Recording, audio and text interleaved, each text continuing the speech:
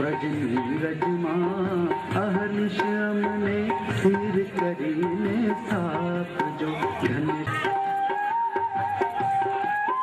तम मोटा छो श्री महारानी तमे जीव यमुना कृपा करी श्री गोकुल ब्रज सुख आप जो श्री वृंदावन निवास नहाबू यमुना जिनघा गोकुल ब्रज सुख आप जो पधरावो सात स्वरूप सेवा आरो गावो मीठा में श्री यमुना कृपा करी श्री गोकुल ब्रज सुख आप जो चालो तो श्री यमुना नहिए एवा अखंड ब्रजवासी तैये एवी नौकम लीला नित्य गाइए धन्य श्री यमुना कृपा करी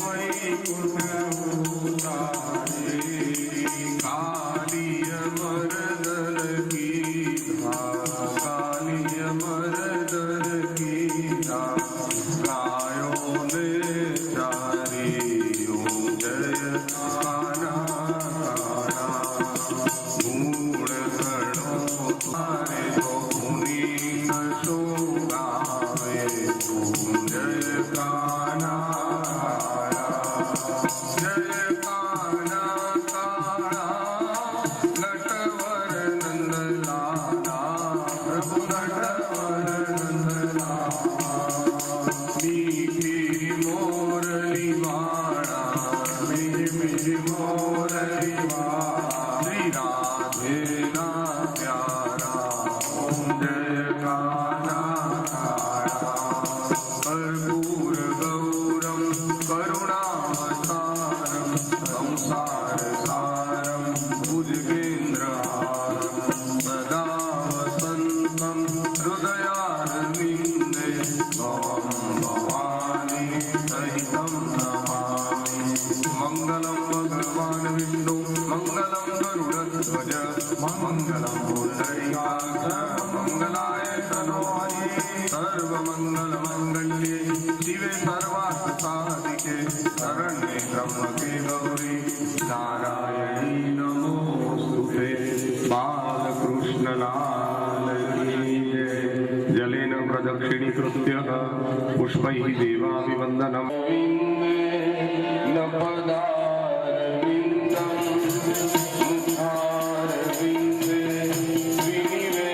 विनिवेशयन्तं वटस्य पत्रस्य पुटे शयानं बालं मुकुन्दं मनसा स्मरामि बालं मुकुन्दं मनसा स्मरामि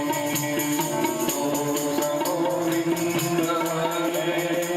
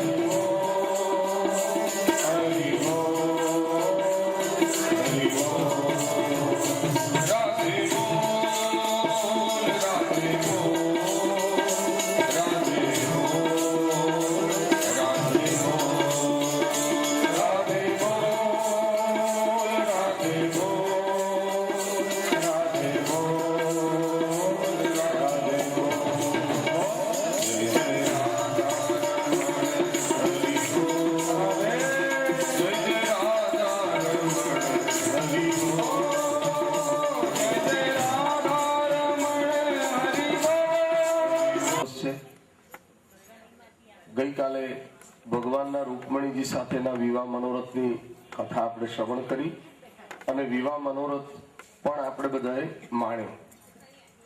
ગઈકાલે આપણો આ તરુણ નગરનો કથા મંડપ એ જાણે માધવપુર બની ગયો અને શ્રી ઠાકોરજીની વરયાત્રા રૂમઝૂમ કરતી આવી ગઈ અને રૂકમણીજી સાથે વિદ્વાન વિપ્ર મંડળે વેદ મંત્રો અને સુંદર વિધિ દ્વારા ભગવાનના વિવાહ સંપન્ન કરાવ્યા. તો એ આનંદ આપણે ગઈકાલે લીધો. રૂકમણીજીએ જેમ ઠાકોરજીને આત્મસમર્પણ કર્યું એમ આપણે પણ આપણું આત્મસમર્પણ ભગવાનને કરી દઈએ તો એ ભગવાન સાથેના લગ્ન છે. બ્રહ્મ સંબંધ એ આત્મા અને પરમાત્માનું લગ્ન છે. રણછોડ તારા ને મારા લગ્ન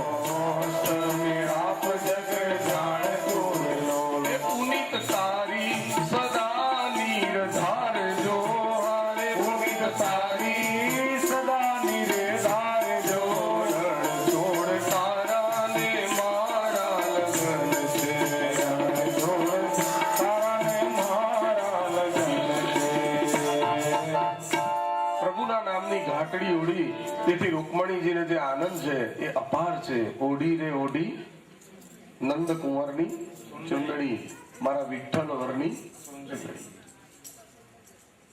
બે હાથવાળાને નહીં પણ 1000 હાથવાળા સાથે લગ્ન થયા રૂકમણીજીના બ્રહ્માંડ નાયક સાથે. એનો એમને આનંદ છે કે ઓઢી રે ઓઢી ઓઢી રે ઓઢી રે ઓઢી ઓઢી રે નંદ કુંવરની ચુંદડી મારા વિઠ્ઠલ વરની ચુંદડી.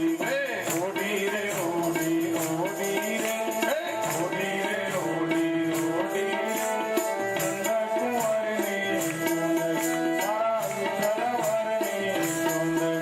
અરે છે ચાલો હું ચકુરી રે ચાલો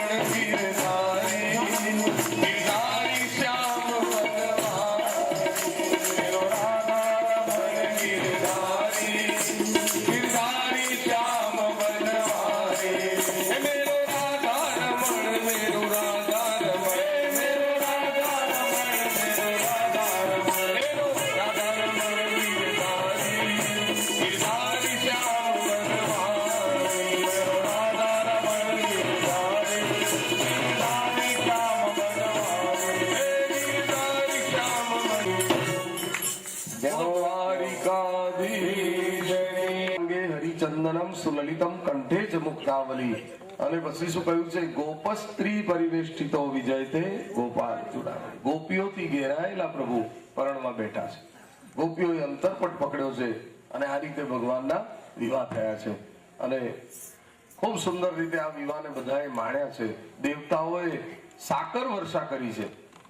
માધવપુરનો માણવો જાદવ કુળની છે જાન રે. માધવપુરનો માણવો જાદવ કુળની છે જાન રે. પરણે છે રાણી રૂક્ષ્મણી રૂડા સુંદર શ્યામ.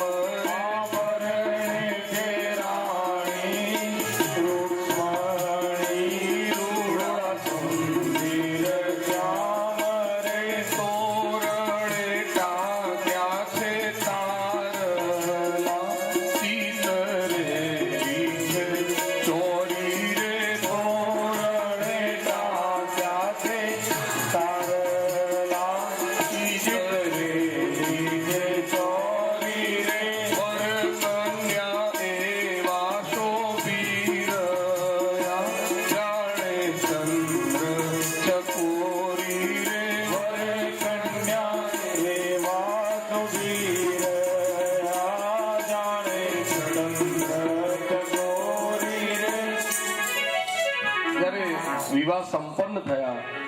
ભગવાન લગ્ન કરીને દ્વારકા પધાર્યા. ગોપિકાઓએ એક ઈચ્છા પ્રગટ કરી કે અમને એકવાર ફરી રાસલીલાનો આનંદ આપો. એટલે ગોપી તળાવ ઉપર ભગવાને ગોપિકાઓ સાથે રાસ કર્યો.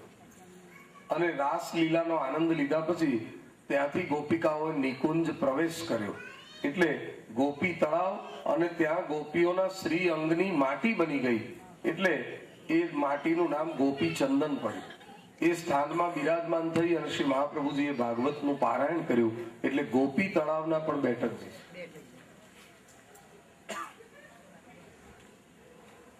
આજે પણ ચૈત્ર સુદ બારસના દિવસે માધવપુરમાં ભગવાનનો લગ્ન મહોત્સવ ઉજવાય છે અને સાકર વર્ષા થાય છે.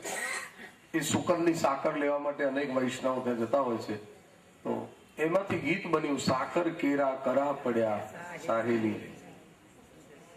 ભગવાન પરણીને દ્વારકા આવ્યા.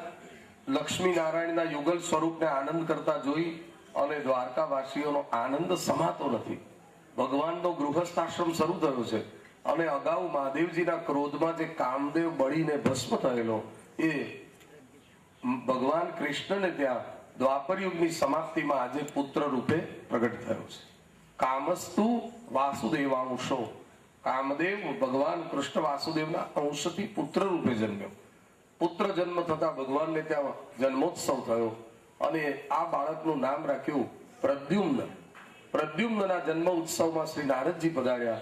નારદજી આ બાળકનું ભવિષ્ય જોઈ લીધું અને ત્યાંથી નીકળી અને સમરાસુર નામના એક દાનવને ત્યાં આવ્યા અને નારદજીએ કહ્યું, સમરાસુર, જેના હાથે તારું મૃત્યુ લખાયું છે એ તારો કાળ હમણાં જ દ્વારકામાં જન્મ્યો છે. હું એના જન્મોત્સવમાંથી જ સીધો આવી રહ્યો છું. એનું નામ છે પ્રદ્યુમન અને હજી તો બહુ નાનો દૂધ પીતો બાળક છે. સમરાસુર આ જાણીને સાવધાન બની ગયો. નારદજીનો આભાર માન્યો અને રાક્ષસ માયાવી હતો એટલે માયાવી બિલાડાનું રૂપ લીધું અને રૂકમણીજીના મહેલમાં સંતાઈ ગયો. રૂકમણીજી જ્યારે પ્રદ્યુમનને એકલા મૂકી પારણામાં અને કોઈ કામ અંગે મહેલમાં ગયા હશે ત્યાં મોંમાં પકડી અને બિલાડાના રૂપે બહાર નીકળી ગયો. આકાશમાં ઉડવા લાગ્યો. રાક્ષસી રૂપ પ્રગટ કર્યું. બાળક એના હાથમાં છે પણ બાળક કિલકિલાટ કરી રહ્યો છે. કામદેવે બાલ સ્વરૂપ લીધું હોય તો કેટલું રૂપાળો હોય. આવા સુંદર બાળકને મારવાનો એનો જીવ ના ચાલે. પણ એને વિચાર આવ્યો કે આ બાળકને નહીં મારું તો મોટો થઈને એ મને મારવાનો છે. એટલે શત્રુ ઉપર વાલ કેવું. આકાશમાંથી પહેલા તો ગળું દબાવવા ગયો પણ ગળું દબાવવાનું એનું મન ના થયું. આટલા સુંદર બાળકનું ગળું ન ગોટાય એટલે એને આકાશમાંથી પ્રદ્યુમનલાલને સમુદ્રમાં ફેંકી દીધા. સમુદ્રની અંદર એક મોટો માછલો ખોરાકની શોધમાં ફરતો હતો. જેવા પ્રદ્યુમનને પધરાવ્યા છે એટલે માછલો સમજ્યો છે કે આ કોઈ ખાવાની વસ્તુ છે અને એ તો એમને ગળી ગયો. એટલે કામદેવ રૂપી પ્રદ્યુમન માછલાના પેટમાં ગયા. માછલો એકદમ સુવર્ણમય તેજસ્વી થઈ ગયો. સમરાસુર વિચારવા લાગ્યો કે આટલે ઊંચેથી જે બાળકને મેં સમુદ્રમાં ફેંક્યો હોય એને તો જળચર જીવો ક્યારના ખાઈ ગયા હશે, એ હવે જીવતો હોય એ વાતમાં કોઈ શંકા નથી, માટે હવે મને કોઈનાથી ભય નથી એવું માનીને એ પોતાના રાજમાં આવ્યો. પણ વિધાતાના લેખને કોણ ફેરવી શકે? માનવ ધારે કઈ, ઈશ્વર કરે કઈ. કાળ ક્યાંથી કેવી રીતે અને ક્યારે આવશે એની કોઈને પણ ખબર નથી હોતી. માછલાના પેટમાં કામદેવ છે એવો માછલો પાણીમાં તરતો તરતો છેક સમરાસુરની હદમાં જે સમુદ્રનો કિનારો હતો ત્યાં પહોંચી ગયો. ત્યાંના માછીમારો માછલા પકડવા માટે જાળ ફેંકતા હતા, એમાં એ પકડાયો. અને આવો તેજસ્વી માછલો પકડાયો એટલે બધા માછીમારો જોવા ટોળે મળ્યા. આ માછલો તો ખરેખર એન્ટિક પીસ જેવો છે, જાણે એકદમ સોનાનો હોય એવો છે, અને આ તો આપણા રાજાને ભેટ ધરવો જોઈએ. એટલે બધા માછીમારો એને ઉચકીને રાજમહેલમાં લઈ આવે અને સમરાસુરના ચરણમાં મૂકીને કહ્યું, અમે માછીમારી કરતા હતા એમાં અમારી જાળમાં આ માછલો પકડાયો. આ માછલું તો જબર છે. બધા માછીમારોને ભેટ આપી, આદર કર્યો અને આ માછલાને સમરાસુરે રસોઈ ઘરમાં મોકલ્યો. આજે એની વાનગી બને અને હું જમું. રસોઈયા એના હાથ નીચે કામ કરતી એક રાજકન્યા કે જેનું સમરાસુર હરણ કરી લાવેલો, એ માયાવતીને આજ્ઞા કરી કે આ માછલાને તું સમારી આપ. માયાવતીએ માછલાને કાપ મૂક્યો અને માછલાના પેટ ઉપર કાપ મૂકતા જ અંદરથી એક સુંદર બાળક નીકળ્યો. માયાવતીને આશ્ચર્ય થયું, માછલાના પેટમાં આટલો સુંદર બાળક કેવી રીતે હોય? સારું થયું કે મેં કાપ મૂક્યો ત્યારે બાળકને કઈ ઈજા નથી. તે જ વખતે રસોડામાં નારદજી પ્રગટ થયા. નારદજી કહેવા લાગ્યા કે માયાવતી, જેમ તને તારા પિતાને ત્યાંથી આ સમરાસુર હરણ કરીને લઈ આવેલો, એમ આ બાળકને પણ દ્વારકામાંથી સમરાસુર હરણ કરીને લાવેલો. એને સમુદ્રમાં ફેંકી દીધેલો, પણ એક માછલો ગળી ગયો તો એના દ્વારા આ તારા સુધી પહોંચી ગયો. આ બાળક બીજો કોઈ નથી પણ અગાઉ મહાદેવજીના ક્રોધમાં બળી ગયેલો તારો પતિ કામદેવ છે અને તું એની પત્ની રતિ છે. પણ તું જરા એનાથી વહેલી જન્મી છે, એ હમણાં જન્મ્યો. તું મોટી છે, તારો પતિ હજી નાનો છે, એટલે તારા પતિને તું મોટો કર, બધી વિદ્યાઓ શીખવ અને પછી એના હાથે સમરાસુરનો વધ કરાવી અમે બંને દ્વારકા જઈને આનંદ કરો, એવા મારા આશીર્વાદ છે. નારદજી વિદાય થયા. પત્નીએ પતિને રસોડામાં મોટો કર્યો અને જ્યારે પ્રદ્યુમન યુવાન થયા એટલે એની સાથેનો વ્યવહાર બદલી કાઢ્યો. પ્રદ્યુમનને આશ્ચર્ય થયું, તમે તો મને જતન કરીને મોટો કર્યો છે અને તમારો મારા પ્રત્યેનો વ્યવહાર એકદમ કેમ બદલાઈ ગયો? ત્યારે માયાવતીએ કહ્યું, હકીકતમાં આપ મારા પતિ છો, આપ કામદેવ છો, હું રતિ છું અને આ શંકરજીના વરદાન પ્રમાણે આપણું પુનર્મિલન છે. આ રાક્ષસ મને પણ ઉપાડી લાવ્યો તો તમારું પણ હરણ કરી લાવેલો અને એ રીતે આપણું મિલન થયું. તો હવે આપ એનો વધ કરો અને પછી આપણે દ્વારકા જઈએ. બધો ઇતિહાસ કયો. સમરાસુરને પરાક્રમથી પ્રદ્યુમને માર્યો છે અને બંને પતિ પત્ની આકાશ માર્ગે દ્વારકા પહોંચ્યા. ભગવાને રૂકમણીજીને કહ્યું, હવે રડશો નહીં, તમારો દીકરો જે પારણામાંથી ખોવાયેલો એ વહુ લઈને પારણામાં ઉભો છે. તમે બહુ નસીબદાર છો કે દૂધ પીતો બાળક ખોવાયેલો આજે મોટો પણ થયો, ભણ્યો પણ ખરો અને પરણીને વહુ લઈને આવ્યો. પણ રૂકમણીજી કહે છે, એ ખોવાયો ત્યારથી હું એના વિયોગમાં કેટલું બધું દુઃખી થઈ જઈશ એનો તો વિચાર કરો. ભગવાન બન્યા સસરા, રૂકમણીજી બન્યા સાસુ અને આ વરઘોડિયાને વધાવીને ગૃહ પ્રવેશ કરાયો. ભગવાનના પુત્રનો પણ ગ્રસ્તાશ્રમ શરૂ થયો. હવે ભગવાનના બીજા લગ્નો થવા લાગ્યા. દ્વારકાની અંદર એક સત્રાજીત નામના યાદવ રહે છે. સત્રાજીત ભગવાન સૂર્યના ઉપાસક છે અને સૂર્યદેવ અને ચંદ્ર એ બે ભગવાનના નેત્ર છે અને આપણા કર્મોના સાક્ષી પણ છે. સૂર્યદેવ કોઈ દિવસ બોલતા નથી કે આ પાપ કરે છે, આ પુણ્ય કરે છે, પણ એ બધું જુએ છે. ભગવાને આ બે કેમેરા બહુ મોટા રાખ્યા, દિવસે સૂર્ય અને રાત્રે ચંદ્ર. જે 14 કેમેરા ગોઠવ્યા છે એમાં બે પણ છે. સૂર્યરૂપી દ્રષ્ટિથી ભગવાન તમારી તરફ જોઈ રહ્યા છે. સૂર્ય રૂપે જગતને ઉર્જા અને નવું જીવન આપી રહ્યા છે. ખેતરમાં ગમે એટલું સારું ખાતર મૂકો, બી વાવો, વરસાદ વરસે, પણ સૂર્યની ઉર્જા ન મળે તો કશું ઉગે નહીં. સૂર્ય દેવ આપણને ઉજાસ આપે, નવું જીવન આપે, ઉર્જા આપે. સૂર્ય લાગટ 2-4 મહિના ન ઉગે તો આ પૃથ્વી ઉપર મનુષ્યની હયાતી ન હોય. કારણ કે એક જ રાતમાં એટલા બધા જીવજંતુ પેદા થાય, એ માણસને જીવતા ના રહેવાય. પણ જ્યારે એક જ રાતમાં અસંખ્ય જીવો જન્મે છે, એ સવારે સૂર્ય ઉગે એના કિરણોથી આપોઆપ નાશ પામે છે. આવી એક કુદરતી વ્યવસ્થા છે. ચોમાસામાં અઠવાડિયું વરસાદ આવે તો સૂરજ ના બહાર આવે વાદળમાંથી, તો કેટલા બધા જીવાતને મચ્છર થઈ જાય છે. જેટલા લોકો સૂર્યના પ્રકાશનો ઉપયોગ કરે છે એ બધા સૂર્યના ઋણી છે.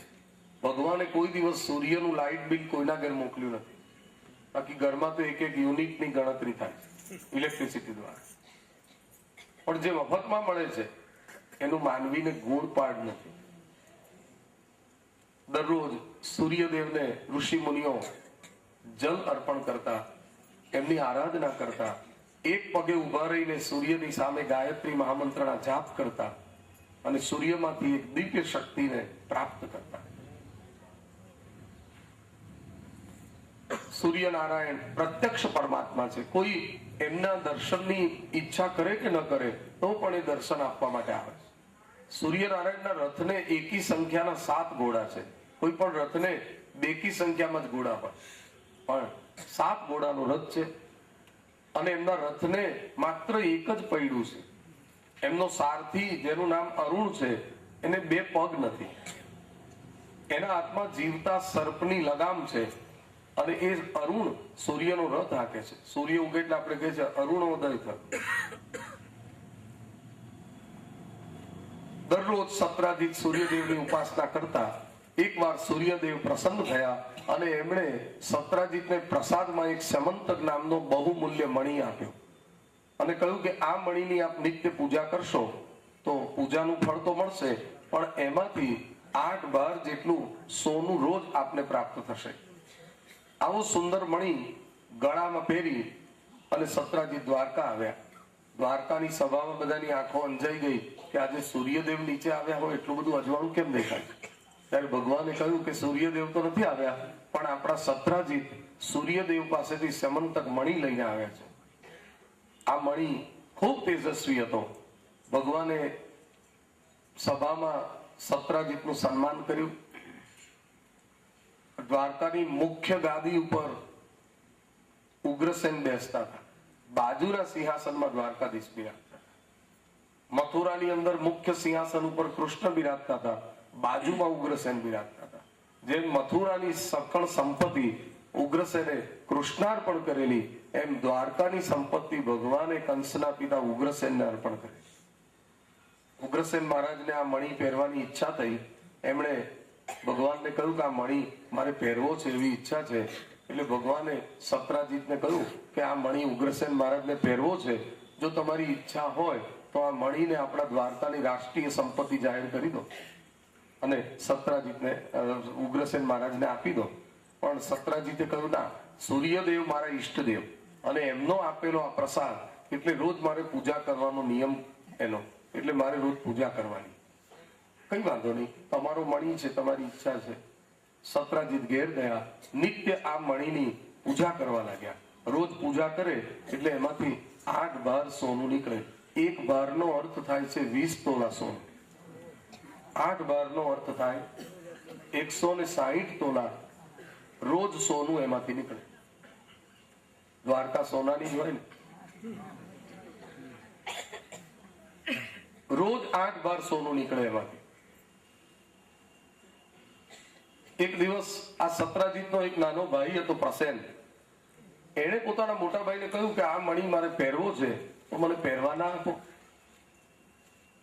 પોતાના સગા ભાઈને તો કેવી રીતે ના પાડી શકે, એટલે પહેરવા આપ્યો. ગળામાં આ મણિ પહેરી અને પ્રસેન જંગલમાં શિકાર કરવા ગયો. ત્યાં કોઈ બળવાન સિંહ સામે મળ્યો. એને જોયું કે શિકારીના ગળામાં કોઈ કિંમતી વસ્તુ પહેરેલી છે. બહુ કિંમતી વસ્તુ, એ જાનનું જોખમ બને. પેપરમાં દરરોજ આવે છે કે આટલા દોરા કપાય, લિસ્ટ આવે છે, પણ છતાં પણ જાહેરમાં પહેરીને બધા જતા હોય. સિંહે પ્રસેન ઉપર હુમલો કર્યો, પ્રસેનને માર્યો અને મણી લઈ અને આગળ વધતો હતો. ત્યાં સિંહને રસ્તામાં એક રીંછ મળ્યો, તો રીંછે સિંહને વધ કરી અને આ મણી લઈ લીધો અને રીંછ પોતાની ગુફામાં ગયો. ગુફામાં આ મણીને લીધે ખૂબ અજવાળું થયું અને એના બાળકો મણી રમકડાની જેમ રમવા લાગ્યા. પ્રસેન સવારનો શિકાર કરવા ગયો છે, સાંજે ઘેર પહોંચ્યો નથી. ત્યારે દ્વારકામાં ચિંતાનો વિષય થયો. એના મોટા ભાઈએ તપાસ કરાવી તો જંગલમાંથી એના નાના ભાઈનું શબ મળ્યું. એ ચોંકી ઉઠ્યો કે મારા ભાઈને કોણે માર્યો હશે. સાચી તપાસ કર્યા વિના એને પોતાનો તર્ક કામે લગાડ્યો કે હું આ મણી પહેરીને આવ્યો ત્યારે દ્વારકાધીશે માંગેલો પણ મેં નહીં આપેલો, એટલે આની પાછળ કંઈક રાજકારણ ખેલાવ્યું. મારા ભાઈને જંગલમાં મરાવ્યો છે અને આ મણી દ્વારકાધીશે એ રીતે પડાવી લીધો. એને એક જણને વાત કરી, એક જણે બીજા 2 જણને કરી, 2 જણે 4 જણને કરી. દ્વારકામાં બધે આ વાત ચર્ચામાં લાગી. આ ઘટના ટોપ ઓફ ધ ટાઉન બની ગઈ અને ભગવાનના કાને આ વાત આવી. હવે ગાદી ઉપર બેઠેલા રાજા ઉપર ખોટું આળ આવે તો પ્રજા ઉપર એનો ખોટો મેસેજ જાય. યથા રાજા તથા પ્રજા. એટલે ભગવાને એક યાદવોનું તપાસ પંચ બનાવ્યું અને સ્વયં પંચના માણસોની સાથે વનમાં તપાસ કરવા માટે પ્રભુ પધાર્યા. અને ત્યાં પ્રસેનનો મૃતદેહ મળેલો, ત્યાં સિંહના પંજાના નિશાન જોવામાં આવ્યા. એટલે પંચના માણસોએ જોયું કે જરૂર કોઈ સિંહે પ્રસન્નને માર્યો છે, એ સાબિત થાય. હવે સિંહના પગલા જે તરફ જતા હતા ત્યાં ગયા તો થોડે દૂર સિંહ પણ મરેલો પડ્યો. ત્યાં રીંછના પણ પગલા હતા, એટલે રીંછને અને સિંહને અહીં ઘર્ષણ થયું છે એ નક્કી થયું. હવે રીંછના પગલા જે તરફ જતા હતા ત્યાં ગયા તો એક ઊંડી અને ગહન ગુફામાં આ નિશાન જતા હતા. એટલે ભગવાને કહ્યું તમે બધા જોખમ ના ઉઠાવશો, પણ હું સ્વયં જઈશ. અને આ ગુફામાં હું મણીની તપાસ કરી અને મને એવો અંદાજ છે કે 12 દિવસ સુધીમાં હું પાછો આવીશ. કદાચ મને આવતા 12 દિવસથી વધારે દિવસ લાગે તો તમે મારી રાહ જોવા સમય બગાડ્યા વિના તમે દ્વારકા ચાલ્યા જજો. ભગવાને આ ગુફામાં પ્રવેશ કર્યો. બહુ ઊંડી ગુફા હતી. અંદર ગયા ત્યારે પ્રકાશ દેખાયો એટલે સમજી ગયા કે મણી તો અહીં જ છે. રીંછના બાળકો એને રમકડાની જેમ રમતા હતા એટલે ભગવાને માંગ્યો. રીંછના બાળકોએ અજાણ્યા પુરુષને આવેલા જોઈ અને બૂમાબૂમ કરી મૂકી. એટલે બળવાન રીંછ ત્યાં આવ્યો છે અને એને સીધું ભગવાન સાથે યુદ્ધ છેડી દીધું અને એ યુદ્ધ 28 દિવસ સુધી ચાલ્યું. બહાર ઉભેલા યાદવોએ 12 દિવસને બદલે 15 દિવસ સુધી રાહ જોઈ પણ પ્રભુ પરત ન ફર્યા. એટલે વિચાર કર્યો કે હવે પાછા આવે કે કેમ. અને દ્વારકામાં ખાલી હાથે બધા પાછા આવ્યા. બધાને ચિંતા થઈ કે દ્વારકાધીશ પ્રભુ હવે પાછા આવશે કે કેમ. તે વખતે દ્વારકામાં નવરાત્રી ચાલતા અને કેટલાક માતાજીના શક્તિ ઉપાસકોએ માતાજીની એવી બાધા રાખી કે જો અમારા દ્વારકાનાથ એમ કેમ દ્વારકા પધારશે તો અમે માતાજીનો મનોરથ કરીશું, ગરબો કોરાવશું, ઉત્સવ કરીશું. આવી બાધા રાખી. 28 દિવસના અંતે રણછોડરાયની જીત થઈ. જાંબુવાન નામના રીંછની હાર થઈ. હારેલા જાંબુવાન ભગવાનના ચરણમાં વંદન કરીને કહે છે કે પ્રભુ, હું આપનો સેવક જાંબુવાન. રામા અવતારમાં જ્યારે આપણે છૂટા પડ્યા ત્યારે આપે મને કહેલું કે હવે હું કૃષ્ણ અવતાર લેવાનો છું. એ વખતે આપણે ફરી મળવાનું થશે પણ આપ મને જલ્દી ઓળખી નહીં શકો. તમને જો કોઈ હરાવે તો સમજી જવાનું કે હરાવનાર તે હરી જ છે. જાંબુવાને વિચાર કર્યો હું કોઈથી જલ્દી હારું નહીં અને મને હરાવ્યો એટલે જરૂર આ મારા માલિક છે. જાંબુવાને ગદગદ બનીને ભગવાનની માફી માંગી અને કહ્યું કે મારી દીકરી જાંબુવતીનો આપ પત્ની તરીકે સ્વીકાર કરો અને મને એ રીતે ક્ષમા આપો. રીંછ નામની એક જાતિ હતી એવી તે સમયમાં. રામાયણમાં આવે છે કે સુગ્રીવ અને વાલી જે નગરમાં રહેતા હતા એ કિષ્કિંધા નગરમાં લાખો વર્ષ પહેલા ડ્રેનેજ વ્યવસ્થા પણ હતી. એ ક્યારે હોય?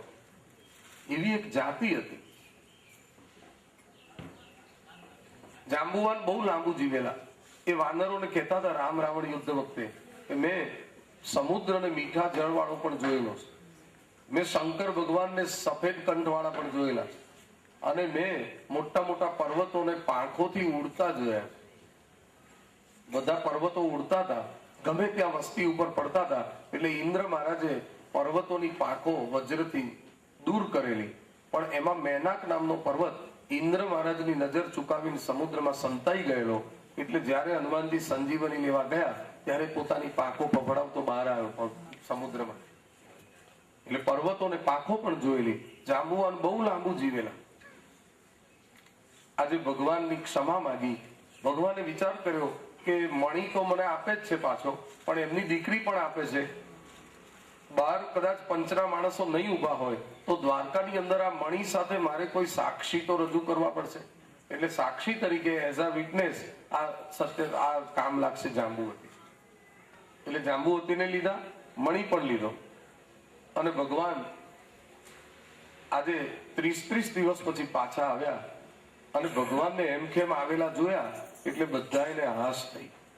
દ્વારકાની અંદર ભગવાનનું સન્માન થયું. સભા ભરીને ભગવાને સત્ય હકીકત રજૂ કરી, પોતાના ઉપર આવેલું આળ દૂર કર્યું. સત્રાજીતને બોલાવીને સૌના દેખતા મણી આપ્યો ત્યારે સત્રાજીતને શરમાવા જેવું થઈ ગયું.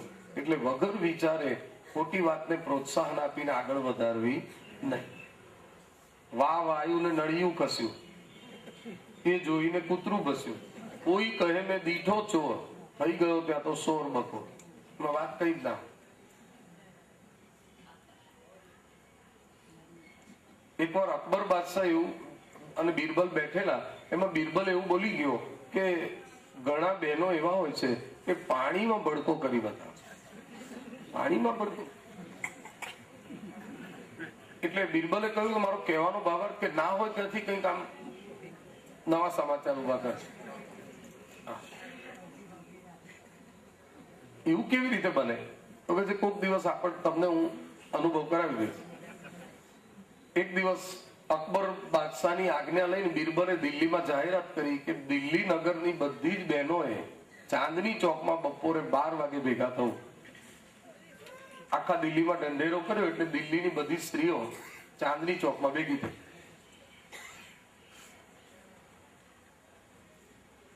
આજે તો બધા પ્રજાજનો ભેગા થયા છે 26મી દિલ્હીમાં.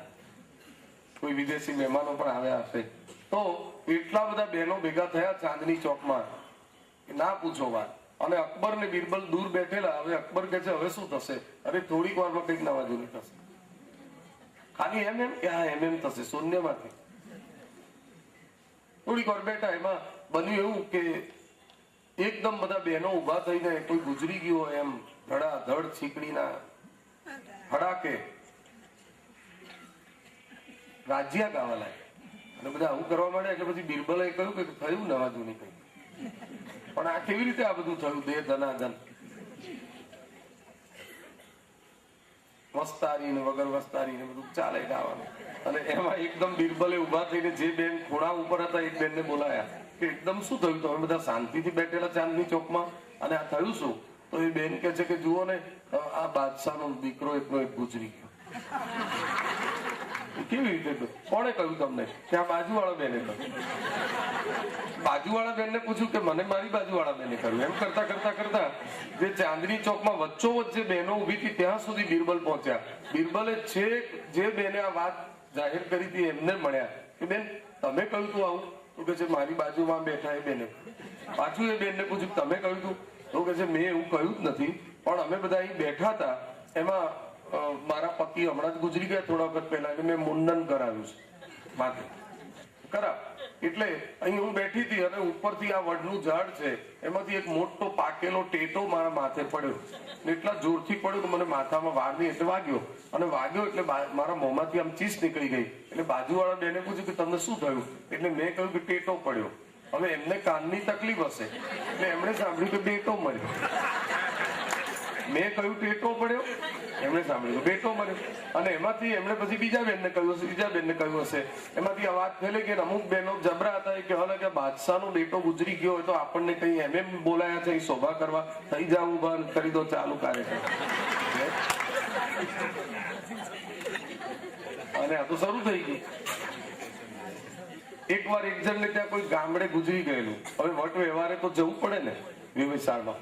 હવે સામેના ગામમાં બધા રીત રિવાજ એવા કે આ લોકોને બહુ શહેરવાળાને આવડે નહીં, એટલે પછી આના પાછા સ્પેશિયાલિસ્ટ હોય.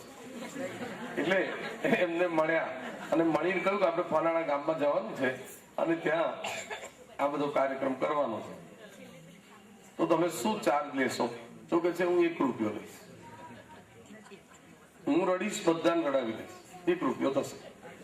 અને સોંગવારીનો સમય એટલે પછી બસ કરી લીધી અને આ બધા જ કાળા વાવટા અને જોડા દોતિયા અને બધા ગયા અને સામેના ગામમાં ગયા, જ્યાં મોટો વડલો હતો એની નીચે ઉભા રહ્યા અને સામેથી પેલા લોકો આવ્યા અને આ બાજુથી આ લોકો. અને પછી આ બેનને જે લઈ ગયા હતા બહુ એક્સપર્ટ હતા, એમણે તો પછી જે ચાલુ કર્યું અને પછી 2 પક્ષો ભેગા થઈ ગયા અને ધનાધન અને એમાં કોઈ બંધ ના રહે. અને પછી આ તો અડધો કલાક ચાલ્યું અને અડધો કલાક ચાલ્યું એટલે પછી પેલા જે લઈ ગયા હતા એમણે ધીમે રહીને પેલા બેનને હાથ દબાવ્યો કે બેન જે વિધિ જે આપણે કરવાનું હતું થોડું લૌકિક વ્યવહારે થઈ ગયો એટલે તમે હવે શાંત થઈ જાઓ. પેલી બેન કે શાંત ના થવું, પેલી બેને તો ચાલુ જ રાખ્યું ડ્યુગલ. એટલે પછી આ લોકોએ કહ્યું કે બેન હવે નહીં, હવે બહુ થઈ ગયું, શાંત રાખો. એટલે પછી પેલા બેન કે છે જુઓ છાના રહેવાના 2 રૂપિયા થાય. તમારે બધું પહેલાથી કેવું હતું ને તો કે તમે પૂછ્યું હતું ક્યાં, તમે મને એટલું બધું રોવાનું શું, તમે કહ્યું રૂપિયો, છાના રહેવાના 2 રૂપિયા થશે. પેલા લોકોએ 2 રૂપિયા આપ્યા, માંડ શાંત બધું પાડ્યું. આવી દશા થાય.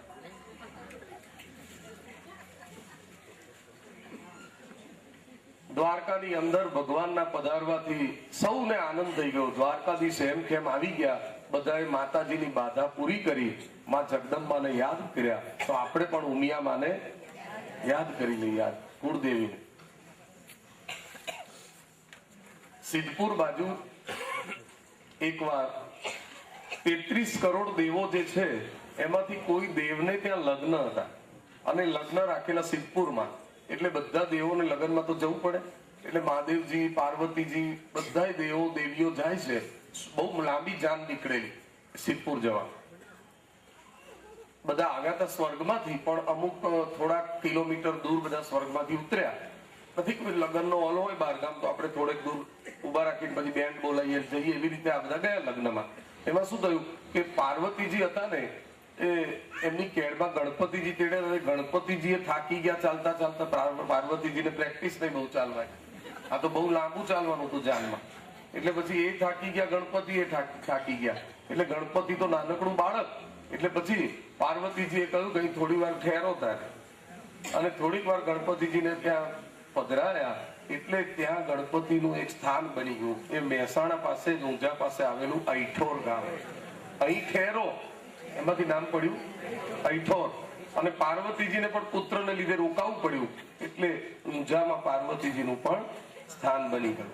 એટલે એ રીતે માં ઉમિયા એ પાર્વતી છે, ઉમા અને મહેશ્વર. એટલે ઉમિયા માની ત્યાં સ્થાપના છે. નમો દેવ્યય મહાદેવ્યય શિવાય સતતમ નમઃ નમઃ પ્રકૃત્યય ભદ્રાય નિયતા પ્રણતા સ્મૃતા. મને યાદ છે જ્યારે ઉમિયા માતાનો રથ આવ્યો ત્યારે આપ સૌએ 4 ચાંદ લગાવી દીધેલા. માતાજીની એટલી બધી સાડીઓ નીચે પાથરેલી ને એનો રથ એના ઉપરથી નીકળે અને માતાજીની જોડી છલકાવી દીધેલી. સમાજના ઉત્કર્ષ માટે એક ક્રાંતિકારી કાર્ય પટેલ સમાજમાં જો થયું હોય તો માં ઉમિયાની કૃપાથી એ આંતરરાષ્ટ્રીય લેવલ ઉપર નોંધપાત્ર બનેલું. માટે બોલો શ્રી ઉમિયા માત કી જય. આજે પણ માં જ્યારે પ્રેરણા કરે ત્યારે એના બાલુડા દોડી દોડીને ઊંઝા જાય છે અને માં ઉમિયાની ઝાંખી કરીને ધન્યતાનો અનુભવ કરે છે. તો હવે જાઓ તો બાજુમાં ઈઠોર પણ જજો.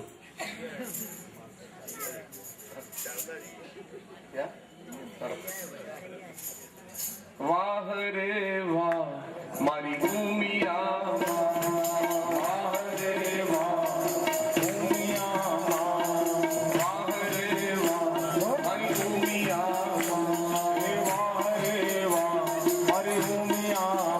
કે તારી મૂર્તિ લાગે છે મને વાલી, અતિ પ્યારી માતા મારી ઉમિયા.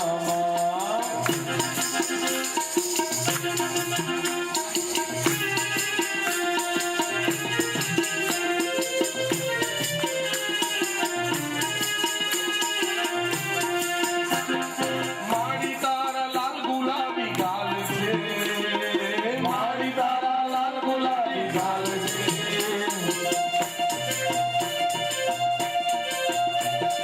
મારી તારા લાલ ગુલાબી ગાલ છે મારી તારા લાલ ગુલાબી ગાલ છે તારી આંખડીમાં અમી ભર્યું વાલ છે તારી આંખડીમાં અમી ભર્યું વાલ છે અરે મૂર્તિ તારી જોતા મારી આંખડી ધરાવેલા વાહ રે વાહ ઉમિયા વાહ રે વાહ ઉમિયા સોળે શણગાર તને શોભતા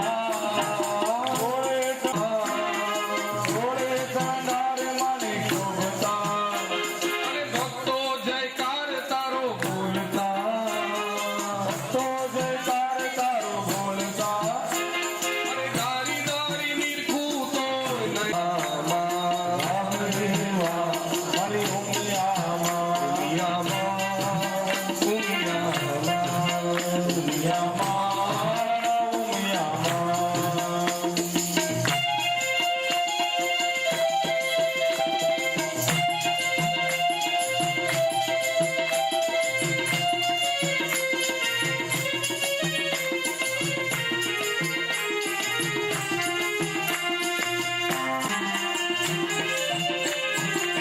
બાલુડાને માથે તારો હાથ છે માં બાલુડાને માથે તારો હાથ છે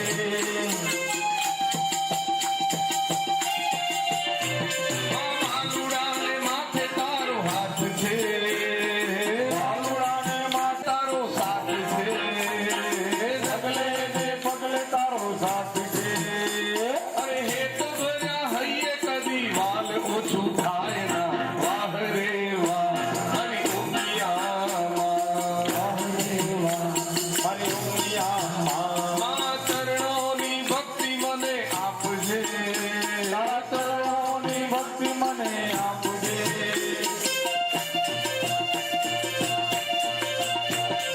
ચરણોની ભક્તિ મને આપજે તારા ચરણોની ભક્તિ મને આપજે અને ભવના બંધન મારા કાપજે ભવના બંધન મારા કાપજે અરે મુકેશ તારા ચરણોથી દૂર કદી જાય ના વાહ રે વાહ મારી ઉમિયામાં વાહ રે વાહ મારી ઉમિયામાં તારી મૂર્તિ લાગે છે મને વાલી અતિ પ્યારી તારી મૂર્તિ લાગે છે મને વાલી અતિ પ્યારી ઉમિયામાં ઉમિયામાં ઉમિયામાં હે આરા સુરમાં અંબા બિરાજે પાવાગઢમાં મહાકાળી પાવાગઢમાં મહાકાળી હે ભાવનગર મારી ખોડલ બિરાજે ઊંઝા ગામે ઉમિયા મારી રે ધીરે ઊંઝા ગામે ઉમિયા ખમ્મા ખમ્મા મારી ઉમિયા મારે ખમ્મા ખમ્મા માજો મેર કરે ઉમિયા માજો કુળદેવી માજો મેર કરે તો ભક્તો રહેલા મેર કરે માં ભક્તો તારા લે કરે ધીરે ધીરે અષ્ટનાવરી ધીરે ભગવાની મારી દરી में ज्ञान दे चित्त में ध्यान दे अभय वरदान दे शंभुरानी मां दुख को दूर कर सुख भरपूर कर आ शंभु पधारा हमारे आगा भले पधारा हमारे आगा नर नारी सौ नमन करे नर नारी सौ नमन करे अरे धन्य પ્રથમ લગ્ન રૂકમણીજી સાથે અને બીજા લગ્ન જાંબુવતીજી સાથે થયા. હવે શું થયું કે જે સત્રાજીતે વગર વિચારે ભગવાન ઉપર આરોપ મૂકેલો એ સત્રાજીતને પણ પસ્તાવો થયો. એટલે સત્રાજીતે ભગવાનની માફી માંગી અને કહ્યું કે આપ મારી કન્યાનો પણ પત્ની તરીકે સ્વીકાર કરો. એમની કન્યાનું નામ હતું સત્યભામાજી. ભગવાને એમની કન્યાનો પણ સ્વીકાર કર્યો. કરિયાવરમાં સત્રજીત મણી આપતા હતા, પણ ભગવાને કહ્યું મારે આ મણી જોઈતો નથી. એનું કારણ કે જર જમીન ને જોરું રણે કજિયાના જોર. બહુ કિંમતી વસ્તુ મંદુક પણ કરાવે, એટલે એમની કન્યાનો સ્વીકાર કર્યો. અને સત્યભામા સાથેના લગ્ન કર્યા પછી ભગવાનને પાંડવોના કોઈ અગત્યના કામ અંગે હસ્તિનાપુર જવાનું થયું. ભગવાનની ગેરહાજરીમાં અક્રૂરજી અને કૃતવર્મા આ બે યાદવોએ ભેગા થઈ અને દ્વારકામાં રહેતા શતધન્વા નામના યાદવને મળીને કહ્યું કે દ્વારકાધીશના જે હમણાં ત્રીજા લગ્ન થયા એ સત્યભામા નામની કન્યા હે શતધન્વા અસલમાં તારી પત્ની થવાની હતી.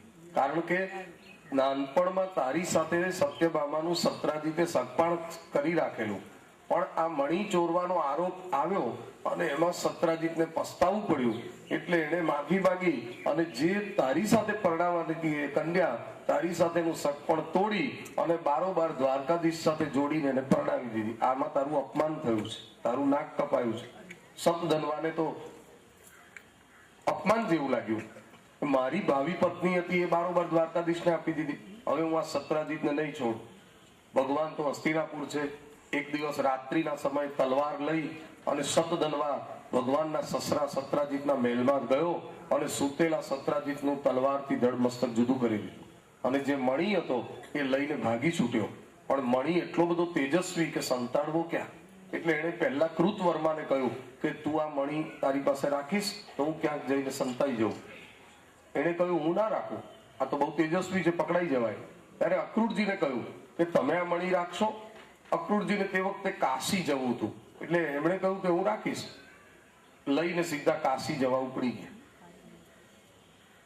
કાશીમાં જઈ રોજ આ મણીની પૂજા કરે એટલે 8 બાર સોનું મળે. એ સોનામાંથી મોટા મોટા રાજા મહારાજા જેવા યજ્ઞો કરવા લાગ્યા. પોતાના પિતાની રાત્રે કોઈ હત્યા કરી છે એની સત્યભામાને ખબર પડી એટલે હિંમત હાર્યા સિવાય પોતાના પિતાનું શબ તેલની કોઠીમાં પધરાવી સ્વયં રથ જોડી અને સત્યભામા ભગવાનને તેડવા ગયા.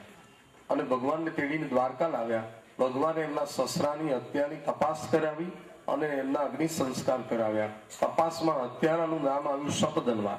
સતધન્વા જ્યાં છુપાયો તો ત્યાંથી એને શોધી કાઢ્યો અને ભગવાને એનો વધ કર્યો.